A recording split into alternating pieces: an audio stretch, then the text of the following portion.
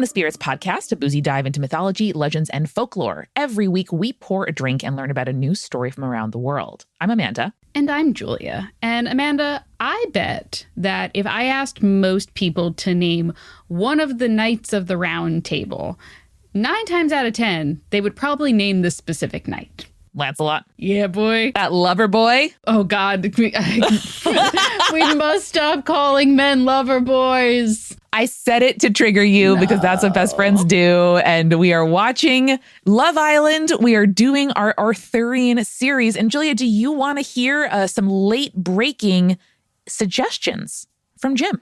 I would love to. Okay, so we have a few options here from Jim. The one that I like the best, I think, is for this specific episode, King Arthur series, King Arthur and the Knights of Every Writer's Self-Insert OC. Damn. Yeah. That's actually fair. That's fair and accurate.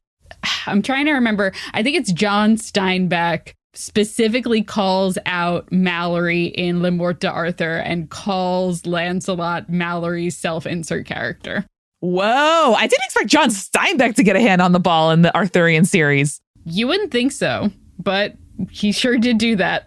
Julia, I picture Lancelot as like the platonic ideal of like flowing blonde hair, muscly, has a sword, saves some ladies. So I'm excited to learn why he should not be calling himself a lover boy like every other man.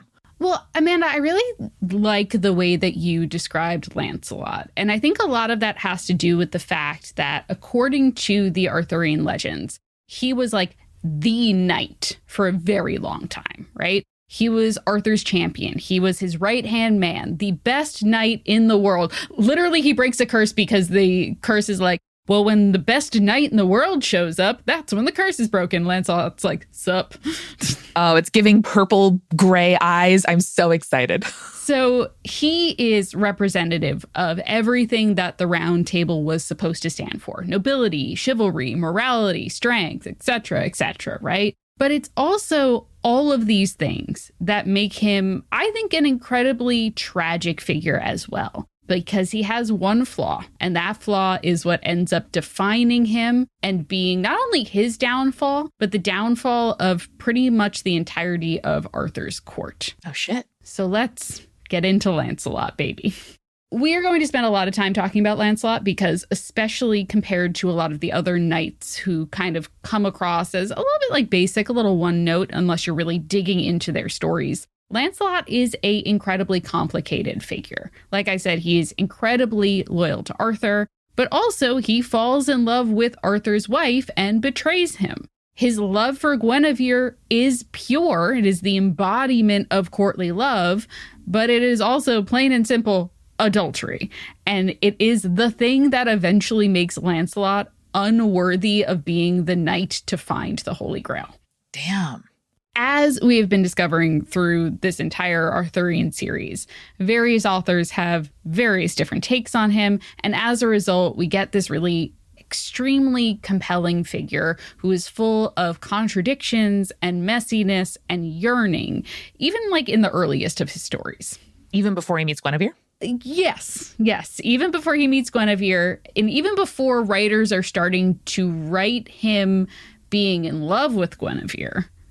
He is already a sort of interesting and complicated figure. Okay. So let's, as we always do, start at the beginning with where he came from in terms of like the historic texts, right? So much like when we were discussing the Round Table in the previous episode we did in this series, Lancelot did not appear in Geoffrey of Monmouth's work, which is, again, kind of surprising given how important he becomes to later Arthurian canon. But no, Lancelot was actually first written about a few decades after Geoffrey of Monmouth's writing and was first introduced by a familiar name at this point in the series, Chrétien de Troyes, in 1170. Mm-hmm. So as you can probably tell from de Troyes' name, he's a French writer, and the French writers loved Lancelot because I think the French writers in particular are the ones that sort of embraced the big R romance of the Arthurian legends and the Arthurian series, which is why his establishment of being like the lover of Guinevere is so important, right? Mm-hmm. What's interesting, though, is he really only gets a sort of brief mention in the first of de Troy's writing. So he is just simply listed among some of the knights that are a part of Arthur's court. Really? A really passing mention. But in this passing mention, something is already like very quickly established about him. In this list of knights, Lancelot is listed third. So it is showing how high in the ranks he is. And so it suggests that he is already quite close to Arthur. He is a confidant for Arthur. He is someone that Arthur can put his trust into, which the irony is not lost on any of us, I think. Julia, I'm going to have to be honest with you. I cannot escape thoughts of Summer House and Kyle and Amanda and Sierra and West as we're talking about Lancelot betraying his BFF here. Oh, no. Okay. All right. Fine. Oh, God. Listen, I don't want to think. out there, algorithm, do me a solid. If you are watching Summer House and Love Island and also were a Crystal kid and like Greek myths or are gay, this is your podcast. That means Kyle's King Arthur? No. No. It doesn't have to be perfect. Okay. I think Sierra's King Arthur in this situation. Fair, girl. Fair. All right. So Lancelot later in 1176, de Troy mentions him again, only briefly again, and mentions that he is one of the knights that is defeated in a jousting match against the hero of the story, who is a knight named Clige. Never heard of him. Well, he's not really important. He's like a Detroit like OC that like he kind of slips in there, and then that's really all we get from him there. I do like to imagine Detroit just like roasting like shitheads in his life where he's like, oh, yeah, that guy who definitely, was adulterous with someone else's wife. That's going to be Lancelot in this situation. That guy who lost spectacularly, Lancelot. But he does like Lancelot. So again, this is another brief description, but it's clear that Detroit likes writing about Lancelot because a few years later, he makes him the main character of this own poetic work, which is called Lancelot, the Knight of the Cart. The cart? Like C-A-R-T-E? C-A-R-T. What does it mean? If you'll remember, going back to our Guinevere episode, we mentioned this story a little bit briefly there, but it's essentially Guinevere gets kidnapped by the evil Maleagant, and then Lancelot sets out to rescue her. And it is referring to the fact that as one of the trials that Lancelot has to go through in order to free Guinevere, he has to ride on a cart, which is seen as like unseemly or like not very manly of him, like rather than riding his own horse in, right? Oh. Even though this is the first substantial appearance of Lancelot in the fiction that we have. So we've had 2 passing mentions of Lancelot at this point, right? This is the first appearance of the affair between Guinevere and Lancelot, and it immediately establishes it. Like, we get no real like build up to it or anything. It's like already happening essentially. So Lancelot was like in the first mention, a guy who existed, but guy number 3. Mm-hmm. In the second mention, a guy who was like in an important jousting tournament and lost. Mm-hmm. And then in the third mention, the guy with, the queen as the side piece. Yes. A knight and a lover of the queen. Wow.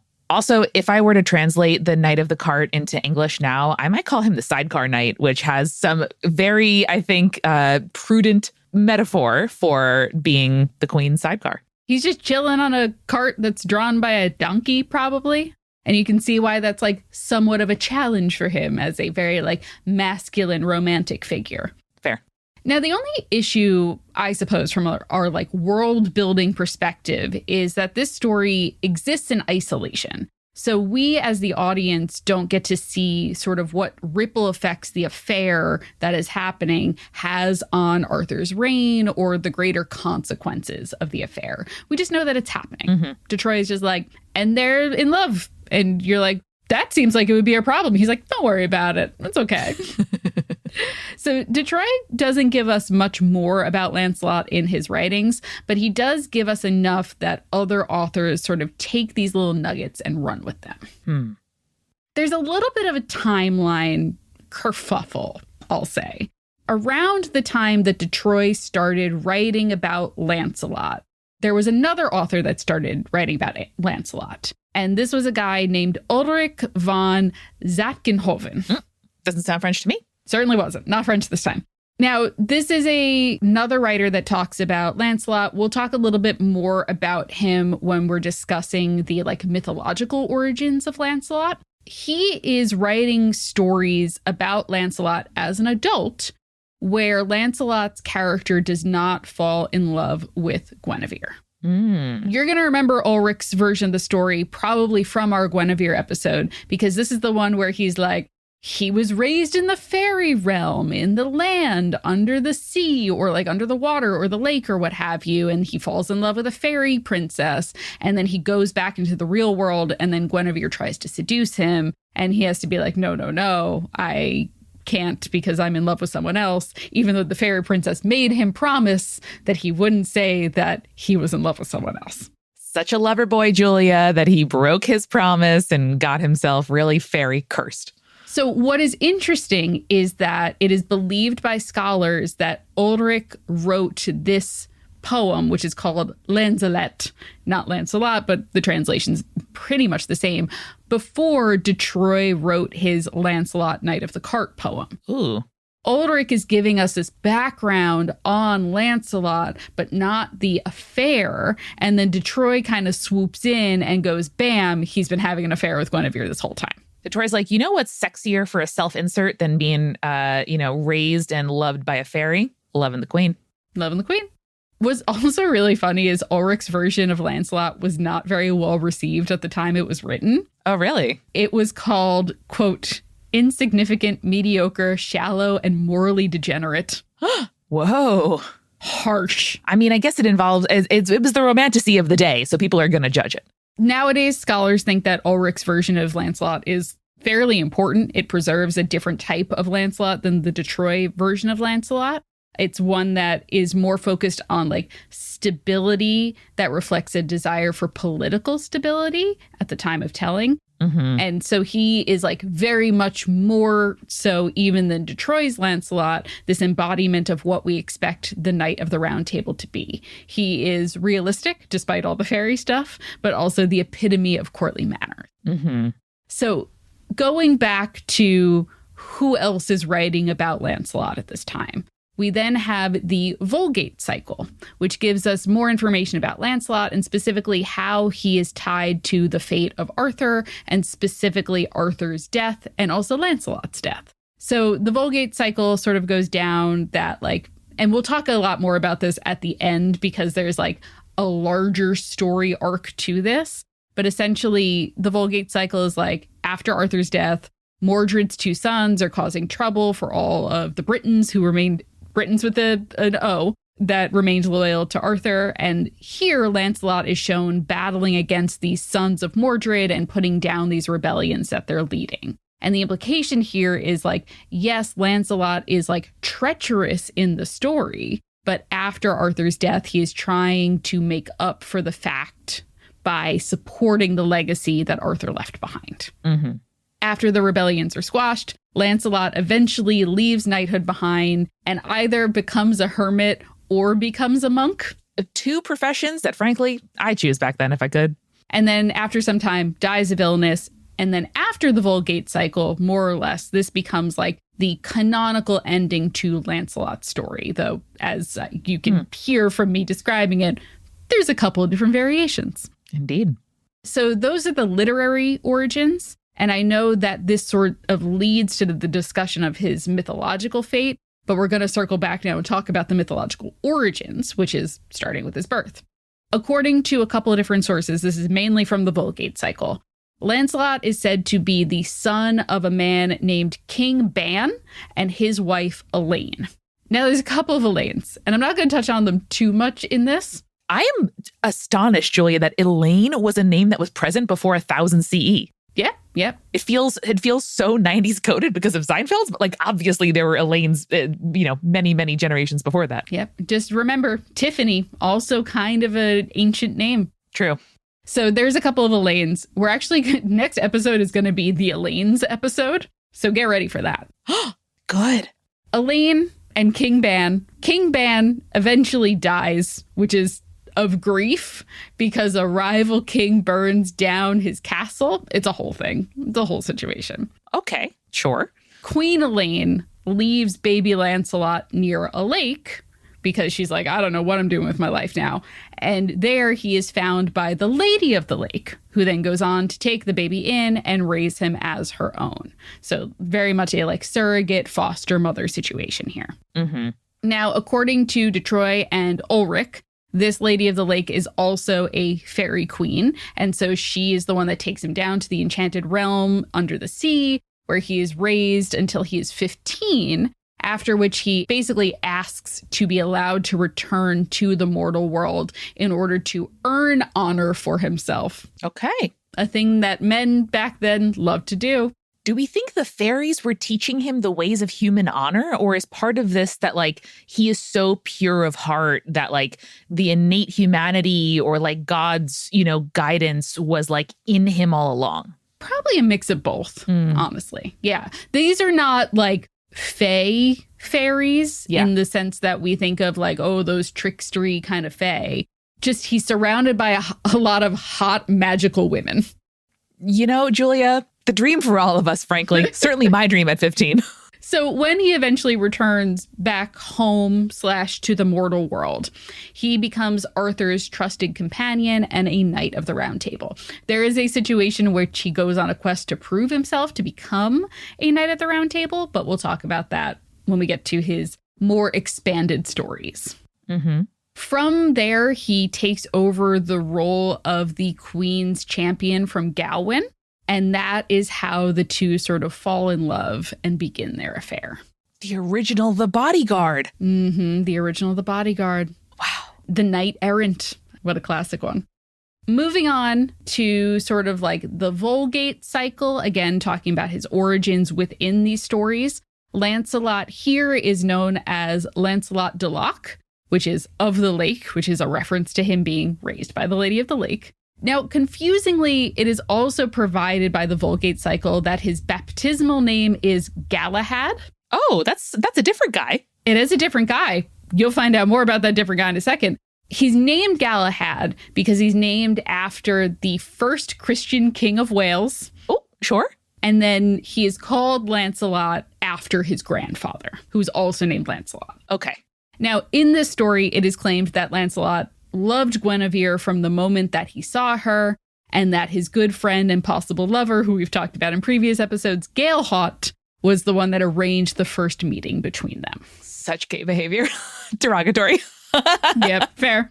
The Vulgate cycle also rehashes that story of Lancelot of the Cart, Lancelot saving Guinevere from being kidnapped. And then there's also the story where, like, we get the Knight of the Cart name from. So in order to save Guinevere from Malagant, he has to ride in a cart. Again, that's like a shameful act compared to riding his horse in. And he has to cross a sword bridge, and he has to defeat Malagant. And there's a whole thing, too, where he's got to defeat, like, the son of the guy whose name he really liked, which is Bagdemagus.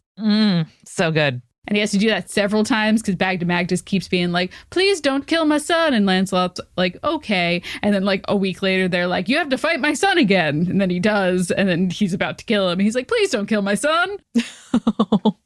So eventually, though, he breaks into the castle of Malagant and he gets past these iron bars that are in her window so that he can spend the night with her. But in the process, he cuts himself and he drips blood on her sheets. Now, when the blood is discovered in her bed the next morning, Malagant accuses Guinevere of having slept with another knight. And so Lancelot kind of has to step in and defend her honor. Very honorable. Later, in a separate story, he is tricked into thinking that he is sleeping with Guinevere, but instead sleeps with the daughter of King Pelles of Corbinic. Can you guess what his daughter's name is, Amanda? Elaine? It is also Elaine. Yeah!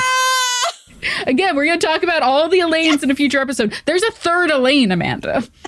I'm not going to talk about her in this episode, but there is a third Elaine. Julie, I just had the experience of like when you're watching a movie for children and you put the clues together.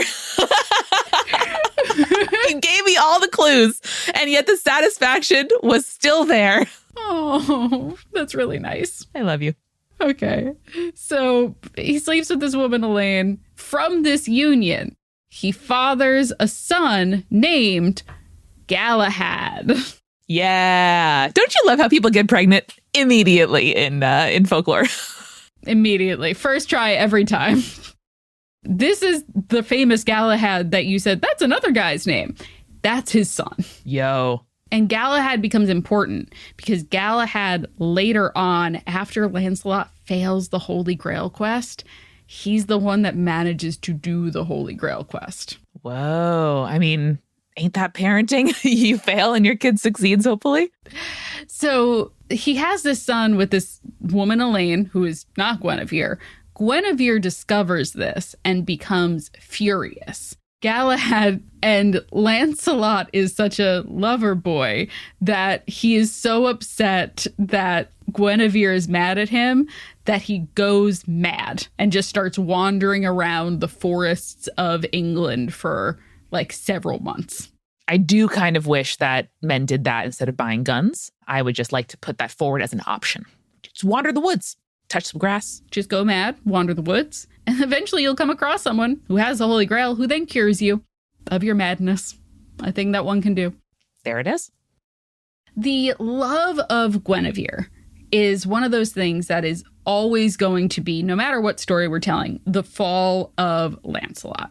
So there is this whole issue as well in which Lancelot is pretty much responsible for the war that leads to Arthur's death, both in the Vulgate cycle and Mallory touch on these things. Mainly, and we'll get more into the details later, but mainly this has to do with the fact that Lancelot, in the course of trying to save Guinevere, slays a knight named Sir Gareth, who is the favorite brother of his fellow knight Gawain. They're all G's, I think. All of Gawain's brothers are G's. I was just thinking that, yeah. Now, Gawain, who loved Lancelot like a brother, was like very like devoted to him, cannot forgive Lancelot for this killing, and then forces or at least pressures Arthur to lay siege on Lancelot's castle, which we will talk a little bit more about later in the episode. But this is essentially what gives Mordred the opportunity to attempt a usurpation while Arthur is away, which is what leads to Arthur's final battle and eventual death, and or healing/resurrection on the island of Babylon. Epilogue TBD. Now, Lancelot is in a whole mess of stories when it comes to Arthurian legend, so central to the plots of so many tales that I feel like we have barely scratched the surface of all of the stories that we're going to tell about him. And we'll get to even more of those when we get back from our refill. Let's go. Hey, this is Julia, and welcome to the refill. Of course, we have to start by thanking our newest patrons, Hedgebeast, Harvasa, and Aiden. Thank you so much for joining us on our Patreon. You get cool rewards like ad-free episodes, recipe cards for every single episode, as well as bonus Urban Legends episode, our recommendation newsletter, and so much more. And of course, you join the ranks of our supporting producer level patrons, Alicia, Hannah, Scott, Anne, Matthew, Lily, and Will, and of course, our legend level patrons, Captain Jonathan Malachi Cosmos, Audra, Sarah, BME Up Scotty, Morgan, Rico Like, Chibi Yokai, and Smoliv. And hey, if you're interested in going to patreon.com/spiritspodcast and signing up for a free trial today, it is a great way to explore our various different offerings, and I think you might find some really cool stuff there. So again, that is patreon.com/spiritspodcast. And again, if you have been waiting to send in an Urban Legends episode, now's the time to do so. Head over to spiritspodcast.com/contact, or you can email us at spiritspodcast@gmail.com. Send in those urban legends. I want to read them. We also want to tell you about another podcast here at Multitude that we love, which is Wow If True. Wow If True is your one-stop internet culture shop explaining how what's happening online shapes the real world. They are the internet experts and real-life besties to help unravel it. Tech culture journalist Amanda Silberling and science fiction author/attorney Isabel J. Kim Esquire, who you might also know from the fantastic book Sublimation. More importantly, they are the only podcast that will mention Neopets and horizontal mergers in the same episode, and someone like me could actually understand what a horizontal merger is. They are asking and answering your burning questions about the internet, like, why are edgelord tech bros literally everywhere and seem like they're taking over our government?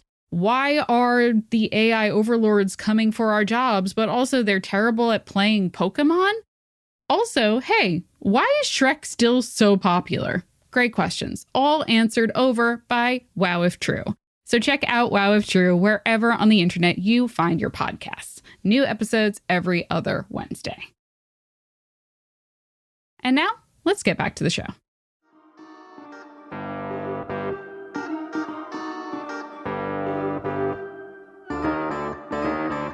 Amanda, we are back, and there are a couple of cocktails out there that have been named after Lancelot, which is not surprising given the fact that he is such an influential figure, not only in Arthurian myth, but in, like, he's an important literary figure as well, right? He's even like a pop culture figure. Indeed. He stands in for so much. He's a symbol. Yes, exactly. So the cocktail that I bring to you today was originally crafted by Murph Reeves for the bar Sylvain in New Orleans, and then it was printed in Imbibe magazine all the way back in 2011. Ooh. And it is called Lancelot's Deception. Awesome name. Right? Great cocktail. I can't get over Murph Reeves. That's like a non-binary hottie of my dreams. You know how you can tell it's even more of a non-binary name, Amanda? How? Murph is spelled M-U-R-F. Whoa! Didn't see that coming. So this cocktail is part Genever, which is like a juniper liqueur from the Netherlands and Belgium. It is like sort of a cross between gin and whiskey, is how I would describe it. It's also part nice botanical gin, yellow chartreuse, lime juice, rhubarb bitters. And then before you sort of pour the cocktail into the glass, you give the glass a rinse with an Italian Amaro. This is perhaps top 5 most Julia cocktails I have ever identified. Pretty good, pretty good. So bitter, complex, botanical. It's a real banger of a drink, for sure. Yum. Someone page Professor Matthew Gabriel. He would love this, our sibling over at American Medieval. To start with Lancelot's sort of foundational and most well-known stories, we're going to rewind a bit back to when he was not yet a knight of the Round Table, but he was desiring to prove himself and to make a name for himself, to bring honor to his name, you know? During his fairy Rumspringa. Exactly. So this is from the Vulgate cycle. So it is after he left the kingdom under the sea to return to the mortal world. He hears about Arthur putting together his kingdom and desires to give himself a task that can prove his knighthood to the king. Mm-hmm. So he hears tell of a castle that is known as Dolorous Gard. Mm-hmm. Now, this belonged to a Saxon-allied king named King Brandon of the Isles. Incredible. Brandon is, as a name, what iPhone face is to movies. Like, I know it is ancient, and yet I cannot not picture a 30-year-old Brandon here in 2026. To be fair, it is spelled Brandin. Oh, okay. Brandon. Okay.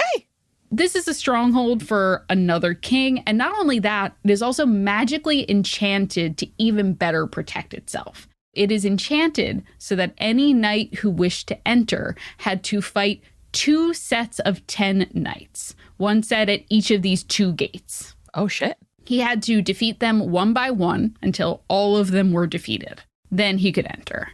But once he entered, he would have to either kill the ruler or stay in the castle for 40 days before the enchantment on the castle could be lifted and the people freed from the king's rule.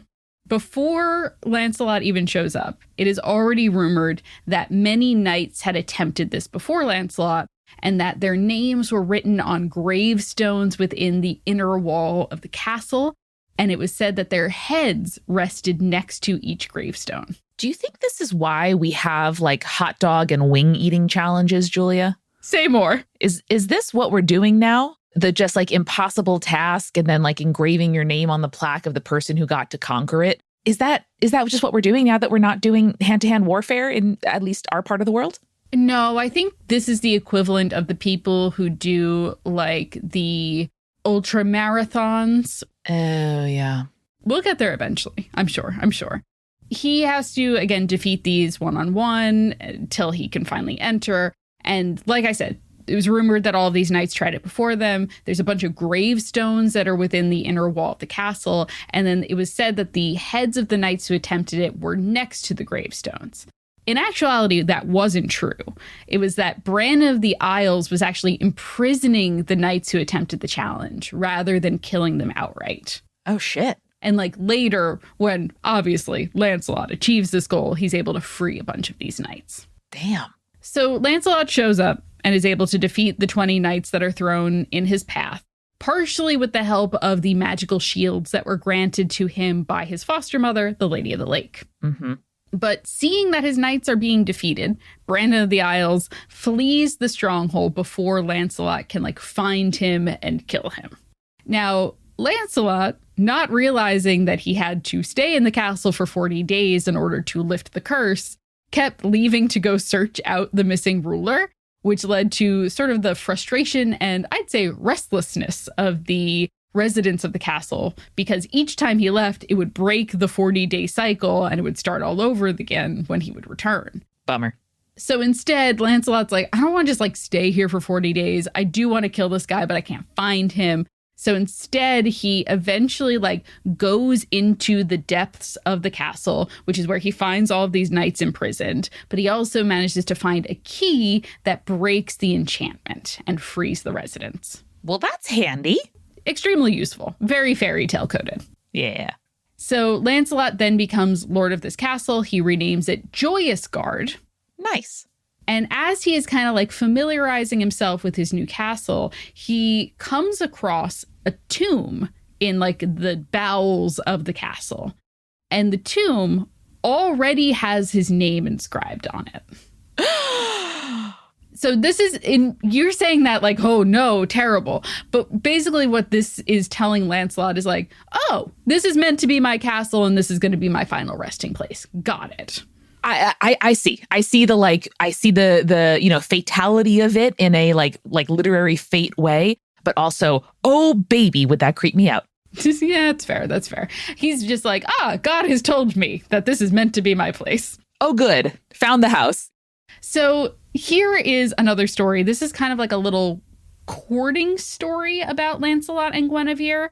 And also is a story that sort of drives home how cool and good Lancelot is, which is most of his stories, honestly. That would be the AO3 tag, Julia. Lancelot is cool and good. Lancelot, cool and good. So many of them are just and here's Lancelot, the best of all knights. Mm-hmm. That's it. That's it. Except for the adultery thing. But don't worry about that until later. It is said that Lancelot in his journeys, because remember, the knights are always going on journeys because Arthur, every time he had a feast, was tell me about your brave deeds and the wonders of the world. Mm-hmm. In some versions of the story, both of these tales are related to his Holy Grail quest that he goes on. Sometimes they're separated out depending on the author. Lancelot, in his journeys, came to a forest that was known as the Forest of No Return. Well, Lancelot, not the victim blame, but did you go into the forest knowing that was the name? Yeah, he did. So this is a forest, had many wonders, was super magical. And it was particularly super magical and had this name because it had been made famous by Morgan Le Fay because she was disappointed by a knight that she was in love with. Basically, she's like, I love you. And he's like, I don't think I feel the same way. And she's like, you know what, guy? Mm-hmm. Fuck you. And so created this forest or enchanted this forest so that any knight that was unfaithful in love would never be able to leave it. Fucking sick. It was also said that a lot of people got trapped there. And while they were trapped there, they were placed under a spell, men and women alike, to dance in a never-ending carol. Now, a carol, in case you're unfamiliar with it, is basically like a chain or circular dance that was very popular during the medieval period. And so it's one of those, because you're dancing in a circle, there's no beginning and no end. Yikers, man. So these people could not stop dancing until they were released from the curse by Lancelot. They didn't explicitly say it had to be Lancelot. It was this curse will be broken when the best knight in the world joins the dancing. Ah. While they are kind of stuck in this dance, they are also trapped outside the flow of time. So they are dancing and dancing and dancing, but they never get any older or require any food or drink. That's really Fae coded to me. Yes. Well, Morgan Le Fay. Mm-hmm. It's in the name. Mm-hmm. It's in the name, baby. Lancelot arrives in this forest. He sees his group dancing, and having loved Guinevere and never committing an offense against love against her, is able to resist the curse. Mm-hmm.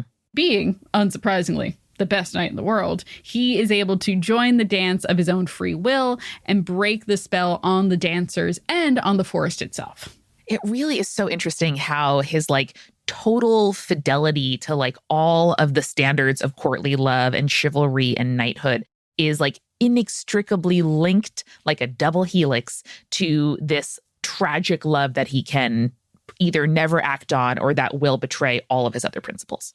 Yeah. Good character. Good character. Good character. We made some good characters early on. Let's say that. Mm-hmm. Also in this forest, well, actually, before I get to that, also what's going on here is Morgan Le Fay is pissed that this whole like situation that she built has now been broken by Lancelot. And because her magic didn't work on him to like trap him in this forest, she gives him a ring that essentially like keeps him captive in her household for like a year. And he doesn't take it off? Well, he doesn't. I don't think he can. The curse gets broken later. Ah. This is important later. Remember this time that he spends with Morgan Le Fay. Okay. Also in this forest, though, before this goes down with Morgan Le Fay, there is a man who's known as Gwenbaus, who is actually Lancelot's uncle, who had met a woman in the forest who was like the princess of this forest before it was enchanted, and chose to stay with her, which is kind of like a fun little twist on the curse that Morgan Le Fay placed on the land, right? He was like so dedicated that he chose to stay in this cursed forest with his love. Totally. So he was referred to in the stories as a quote unquote wise clerk, but also he had some sort of like magical ability. The magical ability was good. It wasn't like Merlin levels or Morgan Le Fay levels of magic, but he like enchanted a couple of interesting objects. One of these is a chessboard, which he made for his love. Now, it was made with gold and silver pieces. And basically the way that it worked was when anyone began to move the pieces on one side, the opposing pieces would move automatically and soon checkmate the other player. It's a computer. Cool. It was just an early, like, game of chess on a computer, essentially. It's so cool. Yeah. However, unsurprisingly, Lancelot, being so good at everything, manages to best the magical board, and it cannot put him in checkmate. Oh, Gary Stu. As a result, he is gifted the board, and eventually he gives it to Guinevere as a gift himself, because Guinevere was known to love and be quite skilled at chess.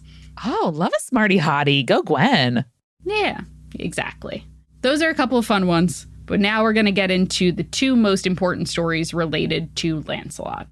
The first is the attempt to find the Holy Grail. The second is the discovery of his affair with Guinevere.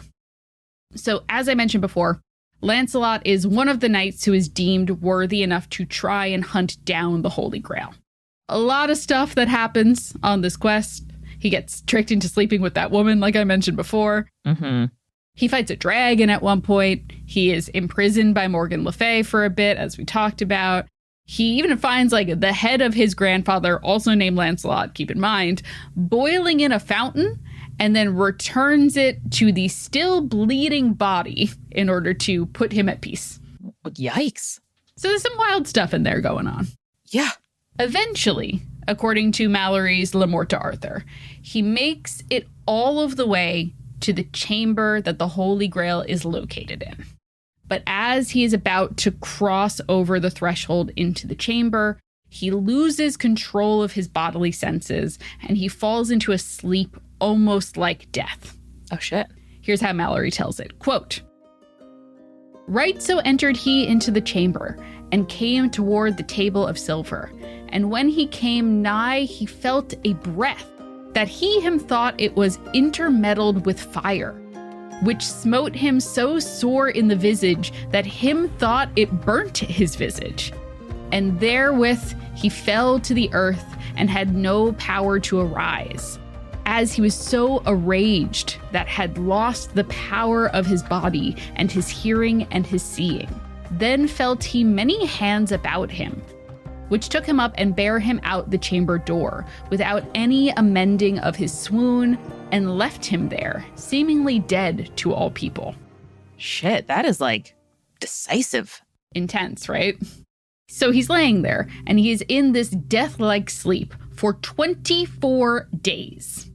And then he awakens on the 25th day to find that there are a bunch of people that he doesn't recognize standing around him. Oh, shit. They ask what he has seen while he has been sleeping. And he responds, again, according to Mallory, "I have seen," said he, "so great marvels that no tongue may tell, and more than any heart can think. And had not my sin been here afore me, I had seen much more." Whoa, that's beautiful prose. Yeah, so he's like, I saw a lot of shit, and I think if I hadn't sinned so much, I would have seen even more. No kidding. So he asks them how long he's been asleep, and they tell him it's been 24 days, to which, quote, Nuts, man. That's a long time. He says, Lancelot thought it was punishment for the 24 years that he had been a sinner. Wherefore our Lord put him in penance 24 days and nights. So he's like, oh, I was asleep for 24 days because that was a day for each year that I was a sinner. Whoa. So Lancelot knows that at this point, he isn't meant to be the one to retrieve the Grail. And so he returns back to Arthur's court. And while he knows, like, God wanted me to repent, you know, that's why he told me I couldn't go get the Grail. It's why he put me asleep for all these days, etc., etc. He returns to the court and he knows he has to repent. But then he sees Guinevere and his love for her takes over any godly desire to repent. Quote, "Then, as the book saith, Sir Lancelot began to resort unto Queen Guinevere again, and forgat the promise and the perfection that he made in the quest. For, as the book saith, had not Sir Lancelot been in his privy thoughts and his mind so set inwardly to the queen, as he was in seeming outward to God, there had no night passed him in the quest for the Grail. But ever his thoughts were privily on the queen, and so they loved together more hotter than they did toforehand, and had such privy draughts together, so that many in court spake of it, and especially Sir Agravain, Sir Gawain's brother, for he was ever open-mouthed." Oh, God. Damn, dude. Beautiful. It's like, this is the definition of tragedy, right? The thing that makes you strong is the thing that is your downfall. Like, it's so romantic, but it's also like they're being critical of Lancelot here. They're saying, like, if he could have just like given up his love for this woman who he shouldn't be loving in the first place, he would have achieved what no other knight was able to achieve. Yeah, man. And then I also like that it was like, and then they kept doing what they were doing, and a lot of the knights were gossiping about it. Including that one guy whose mouth was just agape. Including Gawain's brother, who ends up dying because he talked shit about Lancelot. Just saying. So this actually leads really nicely to the discovery of the affair, right? So depending on the source, there are various ways in which it comes out that the two are having an affair. But as I suggested, basically a variety of knights tried to inform Arthur that it's happening. But he just, like, he doesn't want to believe it. He will not believe it. And it continues on for like a fairly substantial time, according to the writings. He doesn't believe it until he sees the paintings. Now, remember how I was like, oh, Lancelot imprisoned by Morgan Le Fay for a bit. Oh, no. While he was imprisoned in Morgan Le Fay's castle, he did a series of paintings of his love for Guinevere. Yikes. Yikes. Now, Morgan Le Fay, again, tends to be a trickster figure in these stories, is kind of like mixing things up. Also, in some tales, she is like said to be in love with Lancelot. And when he denies her, that's when she goes to Arthur about the affair, right? Mm-hmm. And so she shows him the paintings. Arthur is pissed. Lancelot flees at the discovery, and Arthur, for her treachery, says that Guinevere is to be burned at the stake. Boofed. Boofed indeed. At this point, Lancelot has gone through so much for his love. He's not going to let her get burned at the stake. That's not going to happen. No. It's like, I've lost the Holy Grail and the respect of my king. Exactly. We got to make this worth it. So Lancelot returns back to Arthur's court to rescue her, and in the process kills several knights, including 3 of Gawain's brothers. Oh no. Including the one that was his favorite. Yep. So at that point, he grabs Guinevere. They return together to Joyous Gard, and they hide out in the stronghold. Arthur and Gawain then pursue them, and they lay siege on the castle, but they are unable to penetrate the walls. Meanwhile, as I mentioned earlier, this gives Mordred the opportunity to try and overthrow Arthur's rule. In some cases, he's like legit is like, Arthur died, actually. Arthur died while he's trying to lay siege on Lancelot, and so now I'm king. Happily, I'm right here. And people are like, I guess, sure. Or in general, he's just like, well, Arthur's not here, so I'm the king now. And people are like, okay. When Arthur finds out about this, he ends the siege on Lancelot's castle in order to return to his court and deal with Mordred's betrayal. So he's just being like betrayed all over the place from his perspective. What happens is Gawain does eventually send Lancelot a letter sort of offering him forgiveness for killing his brothers. Mostly he sends him this letter because he and Lancelot do fight during the siege. And while Lancelot injures Gawain, but doesn't like kill him outright, that injury weeks later, when Gawain has traveled back to Arthur's court with him, does end up killing him. So he kind of like writes him this deathbed apology, or not apology, but a letter of forgiveness to Lancelot. And Lancelot is like, shit, Gawain, forgave me. I should go be there to support Arthur in this battle against Mordred. And so Lancelot receives the letter, rushes to help Arthur with his own army, but arrives too late after Arthur's final battle and presumably his death. Damn. From here, he has 2 fates that are sort of depending on the story that's being told. This is the like hermit versus monk tale, right? Mm-hmm. So in one, after fighting off the sons of Mordred and their followers as part of his atonement to Arthur, he abandons society, with Guinevere having cloistered herself in a nunnery. He's like, well, I'm not with my beloved anymore. I should atone for my sins. I'm just going to like cloister myself away as well. Eventually, he dies of illness several years later, and his body is brought back to Joyous Gard, where, as we know, he already has his resting place. What you don't know at this point, Amanda, though, is his buddy, his companion, Galehot, had died a few years before, and he had made a promise that he and Galehot would be buried together. And so he is buried alongside Galehot in his tomb. Just guys being pals. Don't worry about it. Just boys being boys, right? Mm-hmm. Now, however, in Le Morte d'Arthur, Lancelot seeks Guinevere out one last time and tries to essentially steal her away from the nunnery so that they could be together. And Guinevere says, absolutely not. I am trying to atone for my sins. Going with you after Arthur's death would be just completely wrong. I never want to see your face again, essentially. She straight up says, I never want to see your face again while I'm still living. Damn. He even like tries to go in for one last kiss. She's like, no, that's not going to happen. Nope. Slags him off. So seeing that she is taking a life of penitence, Lancelot himself becomes a monk. And then later he like has this dream that Guinevere is going to die. And so he like races out of his monastery to try to get there in time to see her before she dies. And Guinevere was like, no, I made a promise that I wasn't going to see you while I was still alive. And so straight up just like dies before Lancelot could get there. Damn. But then Lancelot ends up being the one that like gives her last rites over her body. And then Lancelot, grieving his love, grows ill and then dies 6 weeks after Guinevere. And he is taken back to France once again to be buried at Joyous Gard. I think it's really interesting that, recommitting themselves to love for God as the highest love above mortal love is something that both of them turn to in different iterations of the story. Yes. And a lot of it has to do with that sort of like, yes, it's a kind of beautiful love story, but at the end it's also like adultery is bad in Christianity, and so they have to atone for their sins in some capacity. Yeah. So, Amanda, that's what I have on Lancelot. And Lancelot is a complicated figure, as we've been seeing a lot of the Arthurian characters are. He is this like sometimes hero, sometimes villain. He is motivated to be the greatest knight in all of the land, but he runs up against a love that means he can never truly be the greatest. And I think that's kind of incredible and kind of beautiful. And we really nailed it when we wrote Lancelot as character.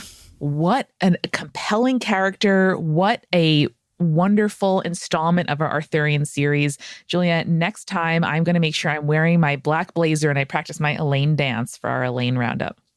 Incredible. Well, listeners, the next time you go to seek your fortunes after being raised in a land of just hot magical ladies, remember, stay creepy. Stay cool. Later, satyrs.